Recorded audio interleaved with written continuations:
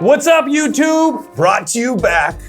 So check it out. Every week, myself, Sal DiStefano, Adam Schaefer, and Also Justin me. Andrews. Thank you. We answer questions that you ask us in the comments. Sal, Adam, and the other guy. And the other guy. I'm the other guy. He's the other guy. Listen, this episode today brought to you by the good people over at Health IQ. I like those guys. Now, they provide life insurance for fit and healthy people like Someday you're gonna die. yourselves. That's a good point, Justin. I'm 'cause just saying. A lot of times people ask me, health insurance, or life insurance, excuse me, why do I need life insurance? Because you're gonna die one day, Yeah. and people might need money after you die. Well, the best part about this company, though, is the rates that they're giving and the market they're trying to target, right? They're actually trying to get life insurance for the healthy people. That's I right. feel like most life insurance companies are targeting the people that are sick and gonna die, because that's where they're gonna get the most amount of that's money. a good bet. And there's a company now that's come out and is actually trying to save you money. In fact, I remember when Doug he just did a quote on this the other day. We were talking on the podcast. 10% lower than all other competitors. Right. At least 10%. Substantial. So what you do is you go to healthiq.com/QUAH, QUAH. You can go on there, you can take a fitness quiz where they actually test your fitness knowledge, and then you can get a free quote on awesome life We all scored insurance. high in the 180s, just so you know. That's right. What did we score? I scored 188, so see if you can beat my score. The top score I think you can get is 200. Ooh, come get some. I See what we doubt do. it. So, I doubt it. we are ready for the question, Douglas. Is fasting good for you? Oh, fasting. Is fasting good for you? It can be. Definitely can be. Actually, we just completed a 48 and 72 hour fast most recently. So Adam did a 48 one, me and Justin, dang, we're tough. We did the 72 hour fast, and a lot of times people wonder, why would some fitness people who are interested in muscle and performance want to fast? It's Don't funny. you lose your gains, bro? I mean, that's what I get a lot. It's actually funny. God, when we were just 10 years ago, how did you answer clients when they would ask you about fasting 10 years ago? What would you tell them? Oof. 10 years ago, Didn't think it was a good idea. Yeah, 10 years ago, I wasn't having people even ask me about fasting, to be honest. That was not a thing. I mean, this has not become popular until really the last year or two, or more and more people talking about it. And really, I feel like this last year, I've heard more people mention it to me in this last year than I ever had previously before that. And I can't even recall any clients 10 years ago even asking about it, because it was just unheard of. If you were in the gym and you were lifting weights, obviously you're there to build some muscle and to burn some body fat. Fuel your body all the time. Right, so it was always that we were chasing these aesthetic goals. No one was really talking about why you would fast. It doesn't make sense to fast to most people, because you're thinking, okay, if you're gonna build muscle, you need nutrients, so just starve the body or to take nutrients away from the body. How could that possibly be a good idea? Right. So what I think we're seeing now is all these great studies that are starting to come out. the around it. It's science definitely is- the health benefits that attracted me to it, because before, the thought of it was panic, because we've been so conditioned to need to have food and to be on this rigorous schedule, like even to the point where like 6 meals a day was pounded in our head. That's like right. That was the answer That's to right. building muscle. So if you're going to talk to somebody in the mindset of building muscle, fasting's a foreign animal. Yeah, I first heard about fasting for performance about 5 years ago, and this was the first book that I read on it was The Warrior Diet. And they talked about doing a 24-hour fast every day. So what you would do is you'd go through the whole day and you'd have one large meal at the end of the day, and it was so opposite from what I'd learned. But I started researching the science, and I also paid attention to, here's the bottom line.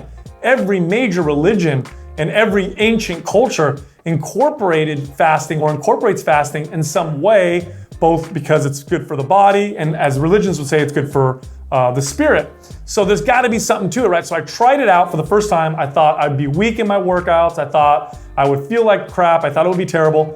It was, not only was it easy, but I felt lots of energy, and I actually noticed good performance in my workout. I drank my normal amount of coffee pre-workout, and it hit me even stronger because I was fasting and I had a great workout. Fast forward till today, the research on fasting is absolutely compelling.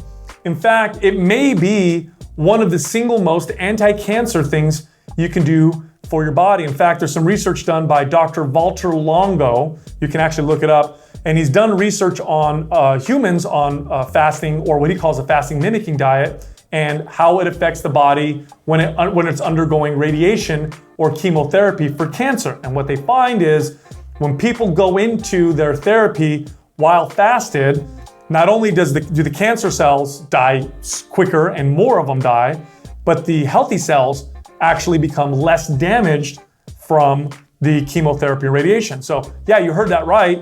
The healthy cells actually withstood the treatment much better. And they're finding that fasting actually strengthens the body.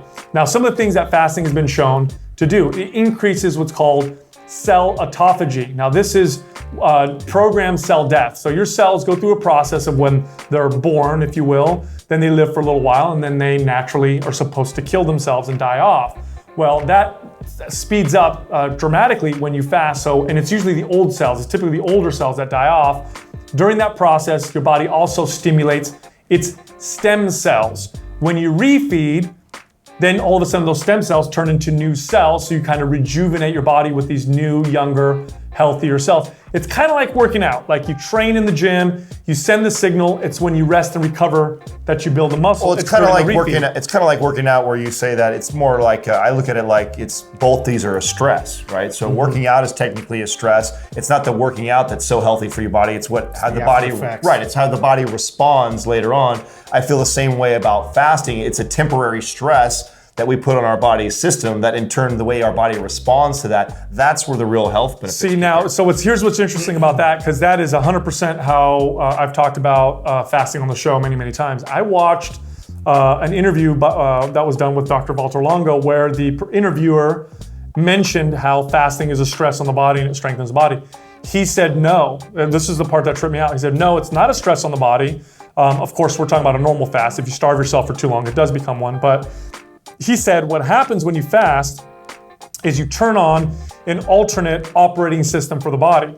And this is an operating system that humans evolved to have. Because if you think about most of human evolution, for sure there were periods of time in everybody's life where we would go days without food. Food was not abundant. So humans evolved to have this alternate operating system where if I don't have food for 24, 48, 72 hours or longer, you depend on your reserves specifically. I start to go into ketosis. I start to develop ketones.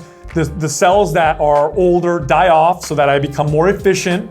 Those cells that remain strengthen, and I prepare myself for the refeed where I become healthier. So if it's not considered a stress, my question would be then at what point does it? Because obviously not consuming food for longer periods of time, at one point that is going to stretch your body. That is a great point. So studies have shown that fasting for as long as like 14, 21 days will have no adverse effects on when they measure blood. Given you're healthy. Given you're healthy. Now, we are not recommending at all a prolonged fast like that. In fact, if you do want to try fasting, we recommend that you consult with a professional, with a doctor, to monitor. I've never done anything longer than 72 hours. Otherwise, make sure you get that health IQ first before you do one of those fasts. Make us the benefactors. And then, but no, I've never done anything longer than 72, and I don't think I really plan on doing anything longer than that. Although there are some, like I know in Eastern Europe, there are health clinics that will have people do much longer. That's not something I really recommend. Well, talk about too, you didn't even address a lot of these health benefits that come from fasting too, with growth hormone, with skin, with appetite suppressant, satiety, there's so much. So now this is the anecdote, but this is the anecdote that people are saying when they fast, and there's a lot of it because there's a lot of people in the world that fast, is you'll find that you will go through a period where you feel very hungry, and all of a sudden you're not hungry anymore. That happened to me right around after the first day. So after 24 hours, I don't want food anymore, and I felt lots of energy. Other people go through a transition period where their body's switching to ketones and they feel kind of crappy for a day or two before they start to feel better. As far as fat loss is concerned, yes, you do burn lots of body fat when you fast because you're not consuming calories. I hate talking about that. Right, and I was just going to say, we don't recommend it. You also see lots of protocols out there, which I wanted to make the point. A lot of people maybe aren't super familiar with fasting other than from religious purposes, whereas you do see this arise every now and then in the fad community, as far as like, say I'm doing some cayenne pepper, lemon juice, detox. So detox would be another way, like you get a lot of like gimmicky things wrapped into something that actually has a lot of potential health benefits. but now they're trying to wrap and brand Sure. and market in something. It's hard to sell nothing. It is. It's hard It to is. sell But when the it's so good protocol for is you. stop eating. It's really tough. So but leave it to the fitness It's industry. so simple. We'll attach something to it for sure. But that's That's why I don't like to talk to people about the benefits of burning fat, which I think are pretty obvious. If you're not eating for a day or two, You do burn a lot of you're body going to fat. burn some body fat. But I think that is what leads to a poor relationship with food. And Absolutely. so, Right. the idea. You know what they call doing that all the time? Yeah, starving. Anorexia. Right, or starving, right? So I think that, if you are to fast, although it is a nice plus that you're gonna burn body fat and potentially lean out from it, the reason why you should try and incorporate it intermittently into your lifestyle is for the health benefits. Absolutely. Yeah, and let's also talk too about some like Eastern medicine practices and things like that. They actually have been doing this for a long time. Fasting has For been used for a very long medicine. time. Another thing that pops up quite a bit with fasting, especially in the athletic community, is won't I lose muscle? I'm gonna lose a ton of muscle if I fast. Now, the truth is you might. You might lose some muscle when you fast, but the truth also is it comes back very quickly post-fast. Now, this is my own personal experience. I do sometimes exercise while I'm fasting. I exercise at a much lower intensity. Of course, my performance is reduced as a result, but when I refeed within 2 or 3 days, I'm right back to where I was before. And Doing many a times, fast is not a performance enhancement. Yeah, I think people like it's a it misconception. can be later on because Later of health on, benefits. yeah. What would you guys say is the probably top 3 to 5 things that clients have give you feedback wise that made the greatest benefit for them? We've all probably now trained hundreds of people that we've taught how to fast. What do you think is the top 3 to 5 things that you've gotten feedback has helped them out? Oh, no, number one that I've gotten from people is when you go without food for a prolonged period of time, when you fast, you start to resensitize your body to food. So what I mean by that is all of a sudden you'll find yourself eating whole natural foods and finding them extremely flavorful. Remember, the body starts to adapt to these highly processed, highly palatable foods to the point where if you're eating lots of processed foods, fruits and vegetables taste bland. But after a fast, you'll find that eating fruits and vegetables all of a sudden becomes very enjoyable. He just can't name 3 or 5. You just can't. He's got to go into the full detail. Give me 3 to 5 things that has impacted your clients. They are sold. They're going to go fast right now. I'm going to say one thing. Yeah. So as they go like back and you start to kind of reintroduce food, sometimes you'll get the feedback from some of the clients like, oh, I feel terrible when I eat these cookies and ice cream, and like, how dare you? Why'd you do this to me? Well, like we've gone so long kind of masking these natural signals that your body's producing, and now reintroducing it, you really learn what's benefiting your body and what may be a hindrance. That's right. I hear mental clarity. I hear sleep.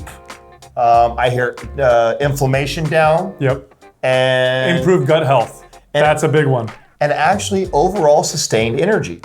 I feel like almost every Joint person. pain is That's relieved. inflammation, Yeah, right? So those are the big ones that I get. Now, mind you, I've heard all kinds of different things, but if I look at like all the people that I've helped out, those are probably the big markers that most people. Now, of course, they all kind of lean out. You're going to naturally lose weight on the scale because you're not eating anything. You're not consuming carbs or sodium, so you're not holding water probably after the second day. So for sure that's happening, but I don't even like to talk or count that. The other real benefits that people don't think about is that mental clarity, that sleep, that inflammation down, and then surprisingly, the increased energy. Yeah, and that comes from, it's a sympathetic state that your body tends to get in. Sympathetic means you're hyper in energy. And then ketones. When your body starts to run on ketones, many people experience this kind of clear-headed, sustained energy because they don't get these ups and downs. It's more of a consistent energy. I'm one of those people. When I'm in ketosis, I tend to feel very consistent energy throughout the day. I don't get those drops. And that's what I'm assuming people are getting from, but that's very common. Quite common for people to see to say they actually feel more energy as a result. I also highly recommend, we talked about this on our podcast the other day, before you start any diet, whether it be a paleo, a keto, some sort of a carb cycling diet, whatever diet, or vegetarian, doesn't matter. I highly recommend to everybody to start with a fast before they transition into that. I think it's a great way to transition into any sort of regimen that you're following. We talk about this in our intuitive eating guide. We get into the benefits of the fast and then learning to connect to your body signals. Let me tell you, if you've never, and most of you watching have never truly, okay, and you're going to disagree with me, but I'm going to tell you why. Most of you have never really truly felt hunger before. Now I know what you're thinking. I'm hungry every day at noon, or I'm hungry every. Not true. Most of you have never felt hunger because you've never gone without food for more than 24 hours. What you're feeling is cravings. And there's a difference between the two. When you're craving something, or when you think you're hungry, somebody can tell you, hey, let's go try Mexican or let's go eat pizza. And you might say to yourself, I'm not really in the mood for that. Real hunger is any food in front of you is going to sound good, and you'll start to connect with that through fasting. And it is an interesting connection. It is a great way to become more connected to the real signals of your body so that you know when you really are hungry versus when you're bored, anxious, depressed, stressed out, or whatever, which motivates a lot of us to eat foods that are probably not good for us. Look, if you have any questions, the place to ask them is in the comments. Share this video with your friends, especially those people who are on the strict diets that are all religious about what they're eating. Send this to them so they can learn about fasting. Also, subscribe to this channel and set your notifications on so that you get notified when we post new videos.